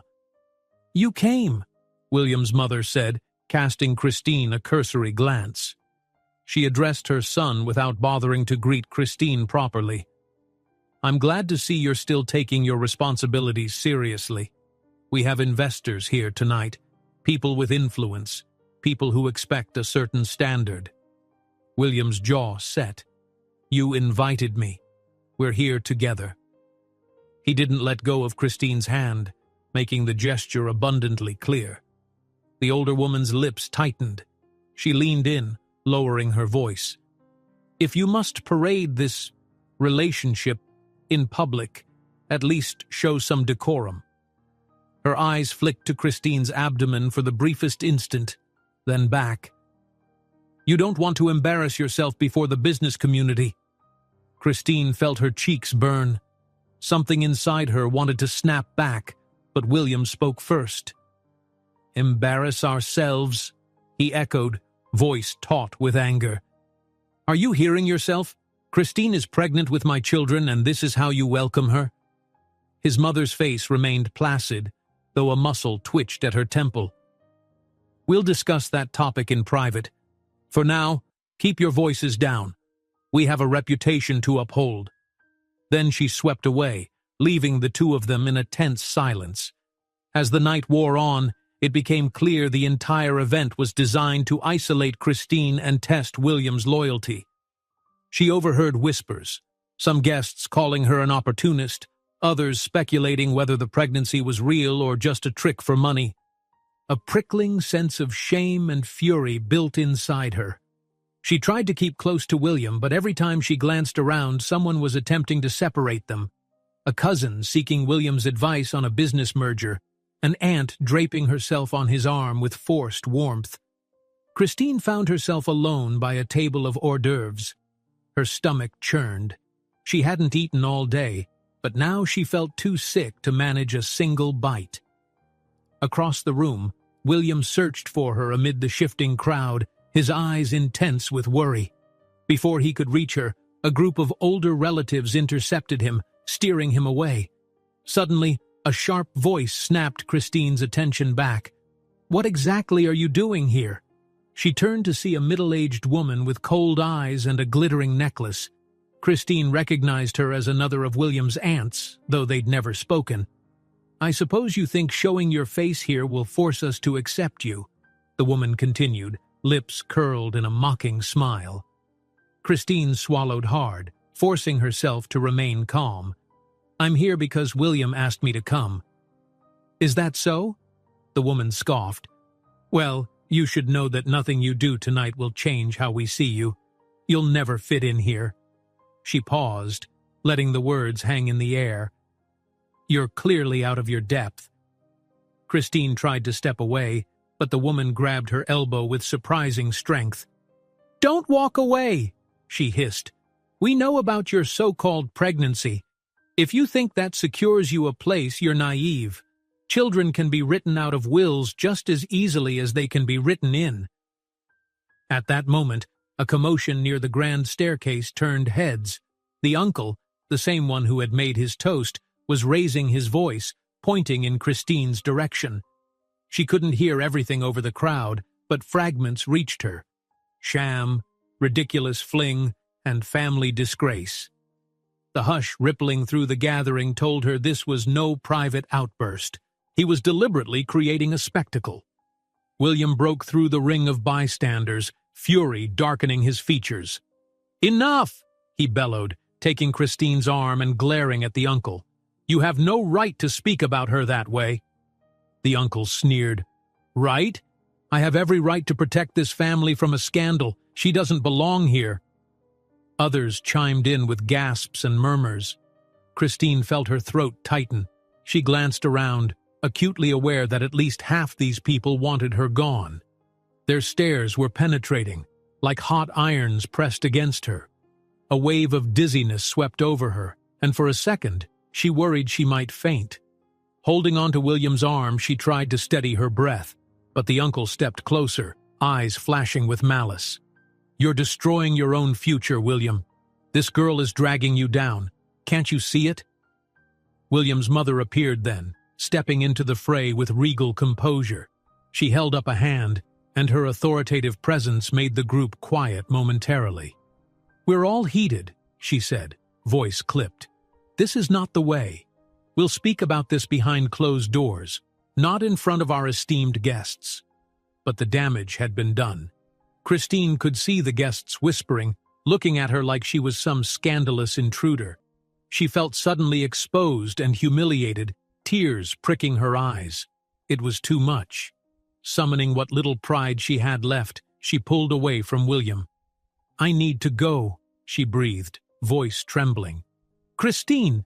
William called, trying to hold on to her hand, but she shook him off, hurrying through the crowd. She heard him argue with his relatives behind her, his voice echoing off the marble walls. But she couldn't stop. The humiliation blazed through her veins like fire. She ran out the front doors, stepping into the cool night air. The valets looked startled as she rushed past them down the steps. She wasn't even sure where she was going. She just needed to escape the suffocating presence of his family's hostility. The bitterness in her chest turned to sobs she fought to contain. By the time she reached the outer gates, her chest ached from suppressing tears. A car screeched to a halt beside her. William jumped out, breath ragged. He caught her elbow gently, turning her to face him. "Please, don't leave like this. Let's talk." She shook her head, tears spilling. "I can't do this anymore. I see now. I'm only destroying your future and dragging you down." Her voice cracked. I don't want to keep hurting you." He tried to protest, but she stepped back. "Every minute I'm around, your family aims their guns at me and at you. Don't you see that you'd be better off without me?" "That's not true," he insisted, panic flashing in his eyes.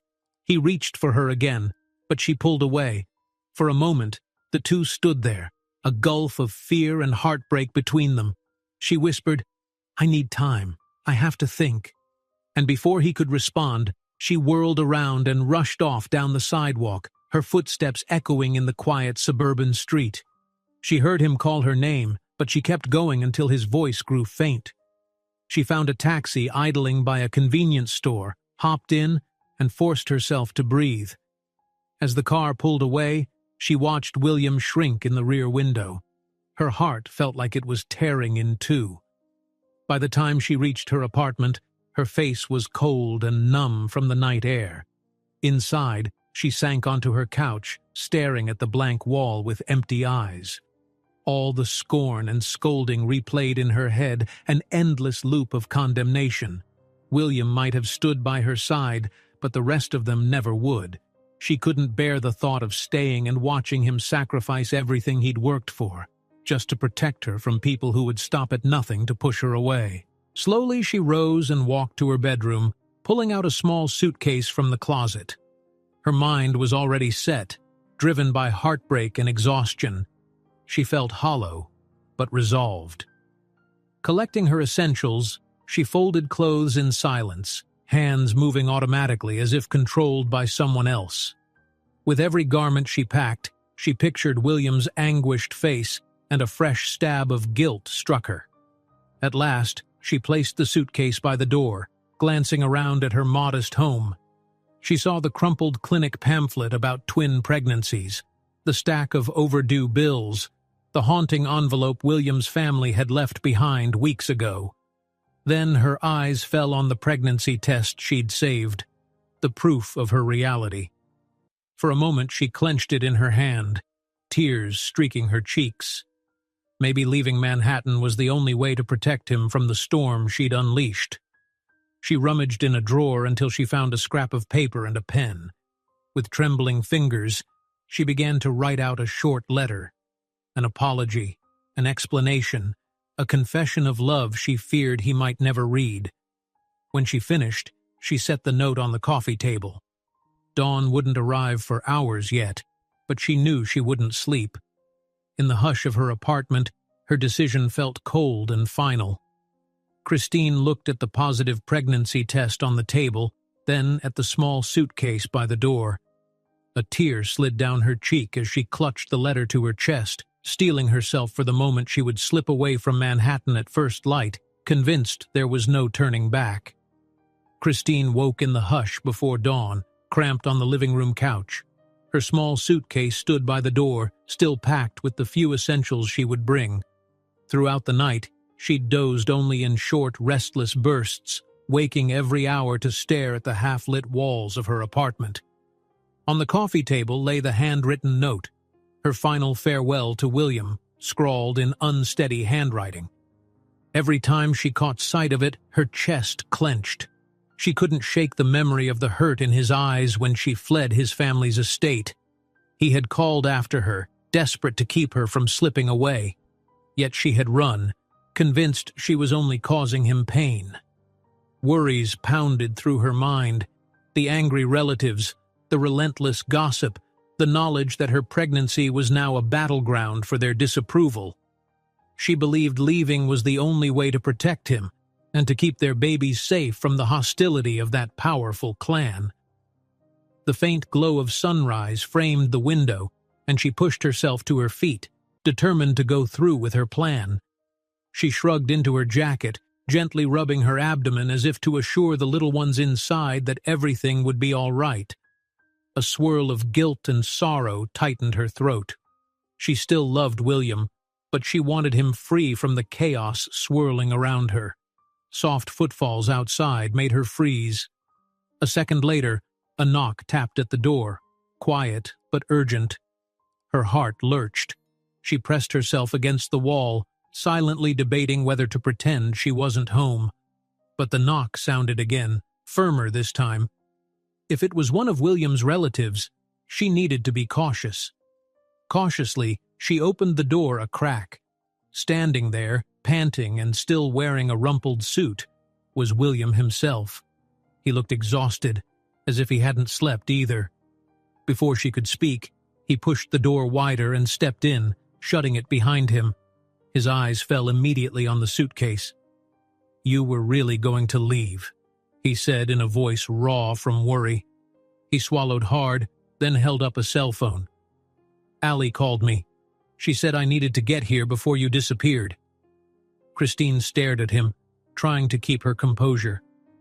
"I wrote you a note," she whispered, shame flooding her cheeks. I couldn't watch you lose everything because of me." He crossed the small space, placing his hands gently on her shoulders. "I don't care about the inheritance if it means turning my back on you and the twins. My family can keep their money. It's not worth losing what we have." She looked into his eyes, seeing the same fierce resolve he'd shown when he confronted his relatives in the mansion's foyer.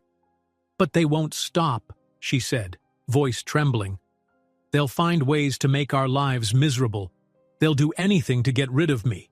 Remember the threats, the bribes? I don't want you fighting them forever."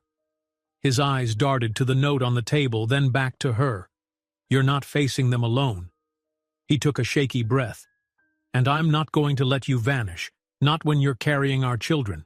Let me help." She sank onto the couch, dropping her suitcase handle. "Help how? I barely have enough to cover my tuition and rent. My mom still needs money for her medication. And your family's been following me, pressuring me. I'm exhausted from trying to be strong." William knelt in front of her, placing a hand over hers. "Listen, my relatives aren't the only ones with resources. I can get you out of here for a while, somewhere they can't reach you so easily. One of the properties technically belongs to the family business, but if I pull the right strings, it can be safe and private. You can rest, take care of yourself, and not worry about them harassing you." Christine blinked, unsure. "You'd really do that? Just hand me a house?" "It's not a palace," he said with a slight smile. "But it's a quiet place in the countryside. Hardly anyone outside the family knows about it. I'll handle the paperwork so it's all above board. Think of it as a safe haven, not a charity. And I'll come as often as I can." She bristled, old pride stirring. "I don't want to be hidden away like a dirty secret," she muttered. "That's not what this is about, right?" He shook his head, eyes full of earnestness. "Never. I want you to be safe and have a chance to breathe. My parents and uncles can play their power games, but I can't let them put you in danger. If we do this right, they won't even know exactly where you are. It'll give me time to cut ties with the worst of them, to stand on my own 2 feet without their money. Then, when things settle, you can decide what's best for you and the twins." She felt tears slip down her face. A quiet sense of relief crept into her chest at the idea of escaping the city that had become a fortress of stress and threats. "I just hate feeling like I'm running," she whispered. "But I'm so tired of fighting." He stood and guided her to her feet, gently wiping a tear from her cheek. "It's not running. It's surviving, for the sake of you and our babies. And I'll be there every step of the way, even if I'm not always physically by your side. I promise." Christine let out a shaky breath. In that moment, the prospect of being somewhere peaceful, far from the prying eyes of his relatives, sounded almost too good to be true. She glanced at her suitcase. "I guess I already packed," she said with a tight laugh. "You really think this property is safe?" William's smile held a trace of hope. "I do. It's remote, and if I handle the official records properly, no one else will have a clue you're there." Within the hour, they were in his car, the sun now fully above the horizon. She cast one last glance at her small apartment building as they drove away, uncertain if she'd ever return. William's phone rang constantly with calls from family members, but he either declined them or handed the phone to Christine, shaking his head when she tried to pick up. "Focus on yourself," he said gently. As they left the city behind, Christine felt the tension in her shoulders begin to ease. Green fields replaced skyscrapers, and the roads became narrower, winding past sleepy hamlets. The fresh air through the open windows felt like a promise of calm. She put a hand on her abdomen, whispering silent reassurances to the babies that this change was for the best. They finally turned up a gravel driveway, flanked by wildflowers and tall grass. At the end stood a modest two-story house with worn shutters and a porch that wrapped around the front. Despite its slightly weathered appearance, it exuded a quiet charm. Christine stepped out of the car, the crunch of gravel under her sneakers filling her ears. She took in the overgrown garden, the wide sky overhead, and the hush of the countryside. It felt like stepping into another world, a simpler place, far from Manhattan's swirling chaos. William led her inside. Dust motes floated in the beams of sunlight, and the wooden floors creaked underfoot. There were a few functional pieces of furniture, enough for her to settle in. He checked the kitchen, turning on the taps to confirm the water still ran. "I'll have someone bring basic groceries," he said, turning to face her. "Anything else you need? Just let me know." Christine sank onto a small sofa, her eyes tracing the knots in the old wooden beams overhead. It was humble, but it was perfect in that moment, away from prying eyes and cruel words. She took William's hand. "Thank you," she said softly. "I know this isn't forever, but it feels safe." He sat beside her, one arm draping over the back of the couch. "It's a start. I'll come by in a couple of days. I need to deal with my family. Make sure they know I'm serious about leaving the business if they don't back off." She rested her head on his shoulder. "I'm scared," she admitted. "Scared they'll follow us or try to hurt you. Scared about raising twins in a place like this if everything goes wrong." He leaned down and pressed a soft kiss to her forehead. "We'll figure it out, one step at a time." As evening fell, he drove off, promising to return soon. Standing on the porch, Christine felt the first genuine sense of peace she'd known in weeks. A warm breeze rustled the wildflowers that dotted the front yard. Somewhere beyond the tall grass, a creek babbled, and crickets began their evening chorus. She could almost imagine a future here, a quiet life where no one judged her for who she was or what she lacked. She spent the next hours dusting off shelves, flipping on old lamps, setting out the sparse groceries William had dropped off. Though the emptiness of the house unnerved her a little, she reminded herself it was better than the crowded city, where every corner seemed to hold new threats. Later, she lay on the couch, phone in hand, uncertain if she was ready to face the barrage of messages from friends or family. A single text popped up from an unknown number. Heart pounding, she opened it. The words were short but chilling. "We know where you're hiding." Her phone nearly slipped from her grasp. She stood, stumbling to the window, peering out into the moonlit yard. No sign of movement, no headlights, nothing but the gentle sigh of the wind. But the message felt like a ghostly hand gripping her throat, a warning that she wasn't as invisible as she'd hoped. She reread the text, her mind spinning with dread. Did William's family truly have eyes everywhere? She pressed a hand to her abdomen, the other gripping the phone so tightly her knuckles whitened. Her fragile sense of safety evaporated in an instant. While Christine clings to the chance that this new home will provide a fresh start, a sudden message warns that her plan to hide is already known by William's family, and that they won't let her go so easily. Christine woke up restless the morning after that chilling text arrived. She'd slept little, kept alert by every rustle outside her window. Though her temporary refuge lay off a quiet country road, she no longer felt invisible. Someone from William's circle obviously knew where she was. She found herself peeking through the curtains again and again, half expecting to see a shadowy figure lurking beyond the wildflowers in the yard. Still, she tried to cling to the routine of normalcy, preparing a simple breakfast, tidying up the little house, and tending to the dusty garden out back. The physical work steadied her nerves, at least for a while. She was in the middle of pulling weeds when a car pulled up on the gravel driveway. At first, her heart lurched, but then she spotted William's familiar silhouette behind the wheel and breathed out in relief. He stepped out, carrying a few grocery bags in each hand. "Sorry to show up unannounced," he called, his expression worried.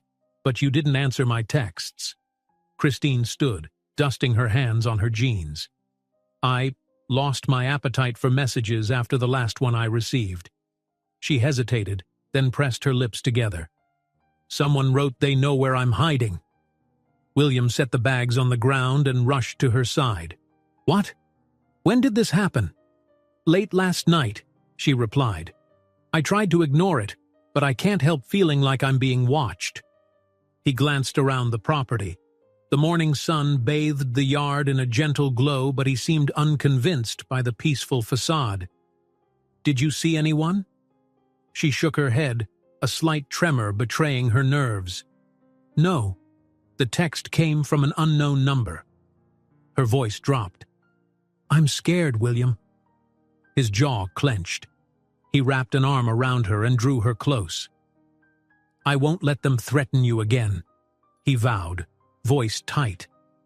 "I'll talk to my mother or father, whoever might be responsible, and shut this down." A flicker of doubt crossed her mind.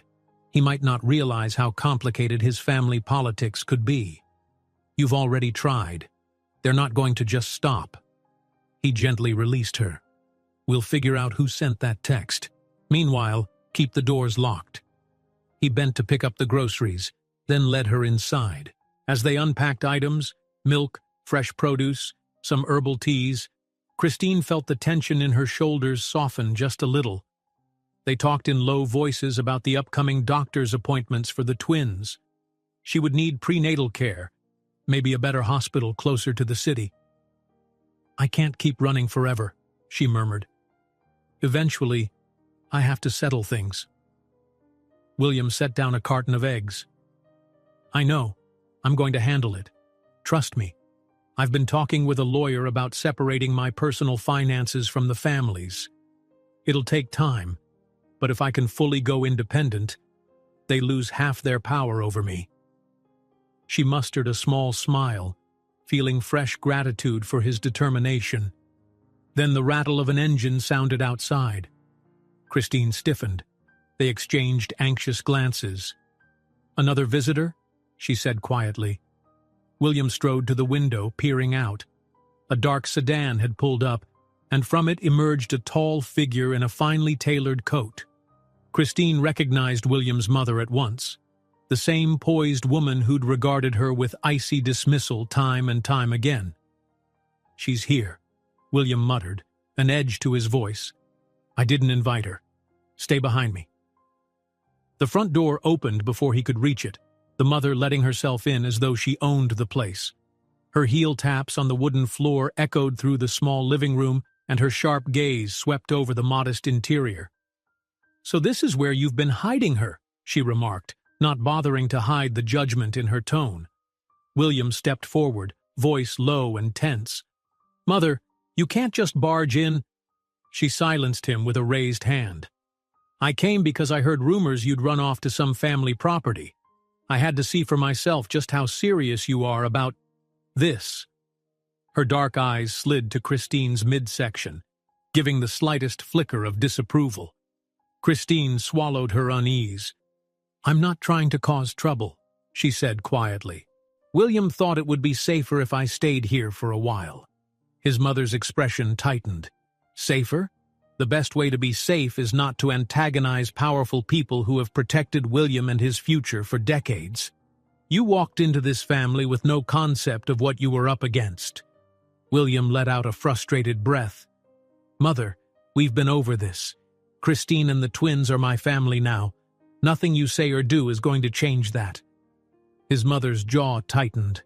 For a heartbeat, it seemed she might lash out again. Instead, she moved to a small table in the corner and ran her gloved fingers over its dusty surface. The air bristled with tension.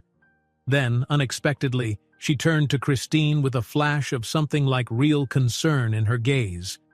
"Are you Taking care of yourself out here?" Caught off guard, Christine hesitated. "I'm trying. It's peaceful most of the time, except for the occasional intrusion." She paused, summoning courage. "Someone messaged me last night to say they know I'm here. Was that you?" A faint line etched across the mother's brow. "Me?" she repeated. "I don't meddle in such underhanded methods. If I wanted you gone, I'd say it to your face." The words were blunt, but there was no immediate malice behind them, more a resigned exasperation. Christine and William exchanged uncertain looks. "Then who?" Christine pressed. "William's father? The uncles? The cousins?" His mother lifted her chin. "I can't speak for everyone. There are certain relatives who believe eliminating any threat to the family's reputation justifies extreme measures. But I've grown tired of these games." She shot William a pointed glance. "Don't misunderstand me. I still think this is a mistake. But I am. Not as heartless as you might think." A weighted silence filled the room. Christine wasn't sure if that was supposed to be an olive branch or a veiled warning. William sighed, gesturing toward the worn sofa. "Why don't you sit, Mother? We can at least talk like adults." Her gaze flicked to the stained cushions, and she looked about to refuse. But after a long moment, she sank down onto the couch, smoothing her coat over her knees. Christine watched, stunned by the fact that William's formidable mother was perched in her humble living room at all. William stood by the window, arms folded. "If you truly want to see reason, maybe we can discuss a way forward that doesn't involve half the family waging war on Christine. She's pregnant. She can't be dealing with threats and bribes every other day." His mother pursed her lips. "I can speak to a few influential relatives, try to calm the waters. But don't assume it will be easy. The wealth and status at stake." She shook her head. "These people fear anything that might bring scandal." Christine pressed her palm against her abdomen, heart still pounding. "I'm not a scandal. I'm just a person who fell in love with William." Surprising herself, she held the woman's gaze. "We didn't plan any of this." For a beat, William's mother held Christine's stare. Then she drew in a quiet breath. "I see that, and I see my son is determined." She rose from the sofa, crossing the small space until she stood directly in front of Christine. Though she still towered with imposing grace, something in her posture softened. "Can you promise me you won't harm him? Or this family?" Christine's throat tightened. "I would never harm William. As for the rest of the family, I only want them to stop hurting us." His mother studied her face for what felt like a long time, then nodded, a subtle acceptance. "I'll do what I can," she said simply, turning to William. "But I make no promises. Some of your relatives want control of the empire more than they want your happiness." William stepped nearer, glancing between them with guarded relief. "Thank you, for at least trying," he said. "We'll keep our guard up, but I hope you'll see the twins one day without all this hostility." The older woman's lips curved in the faintest suggestion of a smile, whether warm or merely polite, Christine couldn't tell. Then, in a silent gesture, she headed for the door. William followed, exchanging a brief, quiet conversation in the doorway. Christine stayed back, her heart still fluttering from the encounter. She glimpsed his mother giving him a curt nod and stepping outside. The engine revved moments later, and the car disappeared down the driveway in a swirl of dust. When William returned, a cautious optimism glowed in his eyes. "That was unexpected," he muttered. "She's at least willing to talk. Maybe that's progress." Christine bit her lip. "It's something," she allowed, "but it doesn't fix the unknown threats." He nodded, taking her hand. "I have to find out who's behind those messages. We won't have real peace until they're dealt with." He paused, glancing around the room as though searching for signs of intrusion. "I'm going to stay here a couple more days, if that's all right.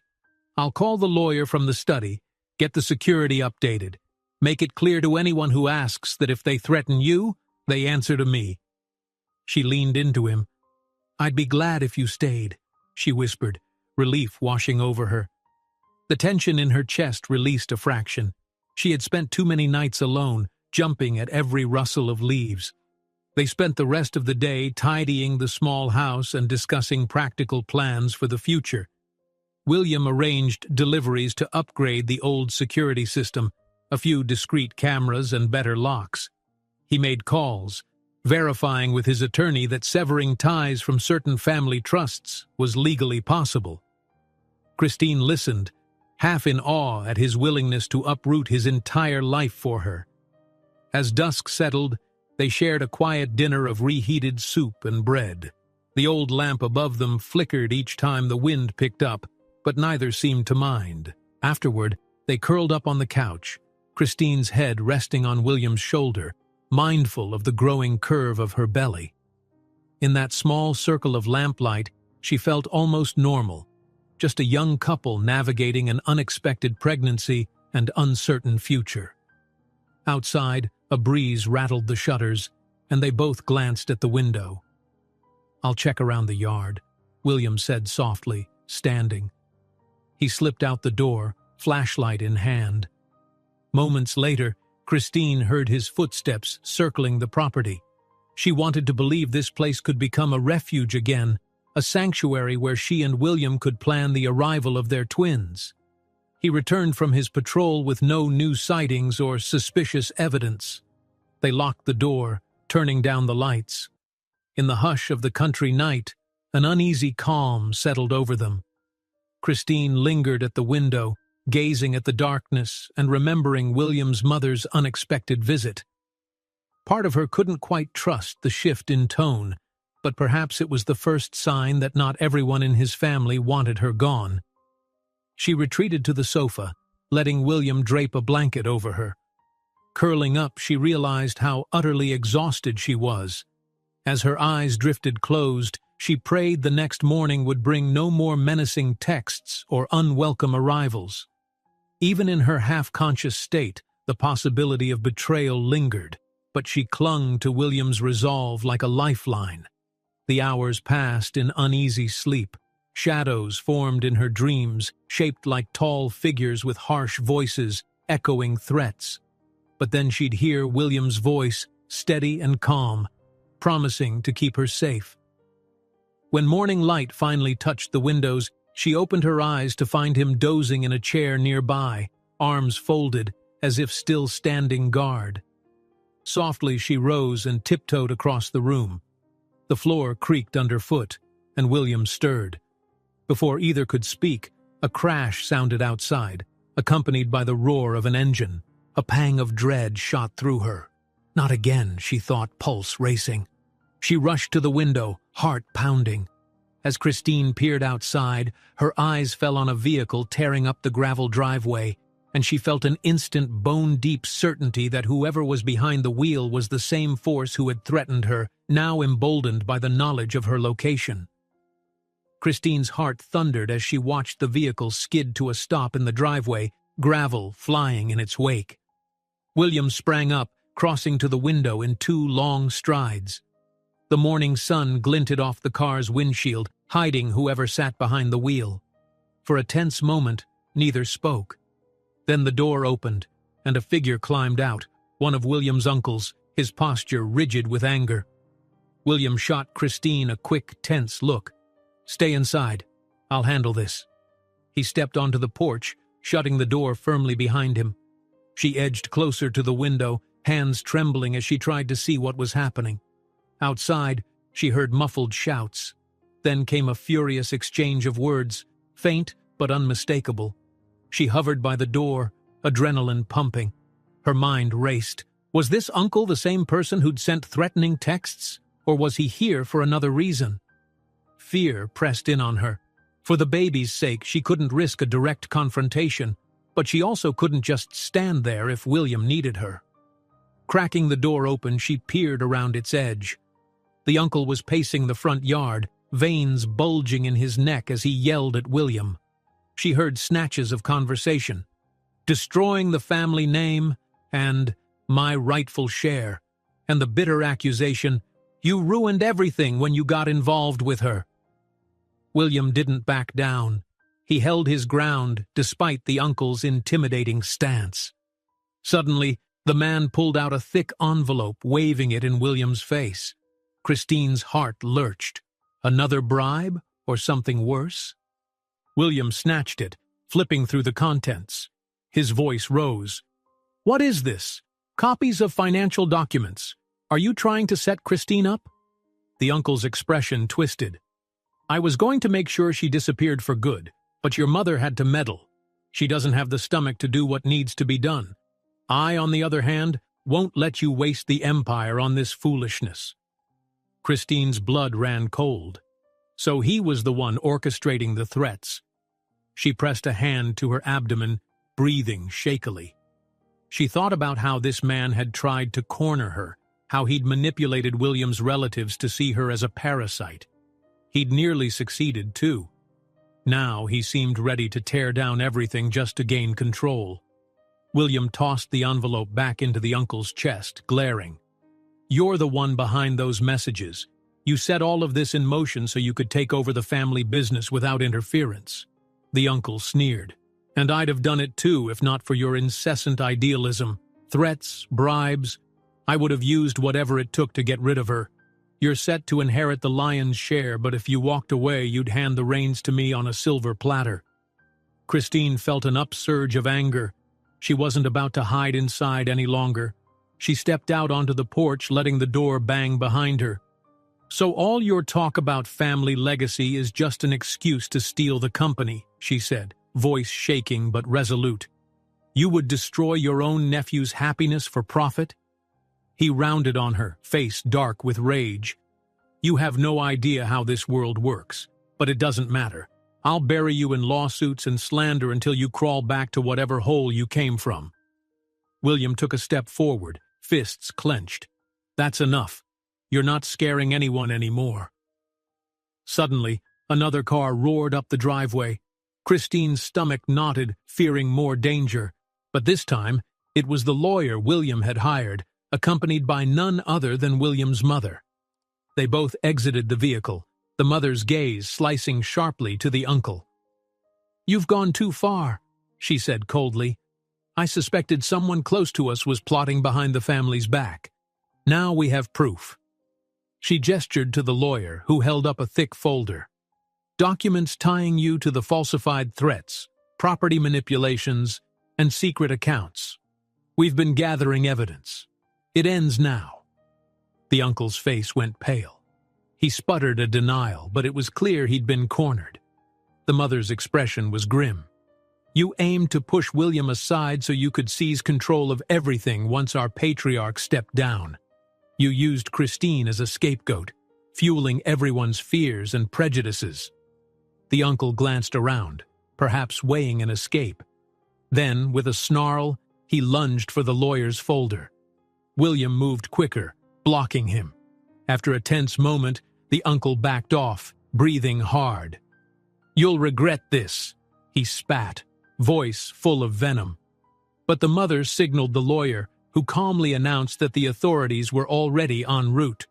The sight of headlights on the horizon told them the police would arrive any second. The uncle's arrogance crumpled.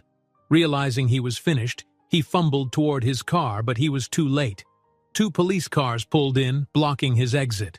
Officers stepped out, questioning him sharply, and with a resigned slump of his shoulders, he gave up. Christine watched, relief washing through her. She never imagined she'd witness such a dramatic showdown in this sleepy corner of the countryside. William slipped an arm around her waist, pulling her close. She leaned against him, heart hammering. They were safe.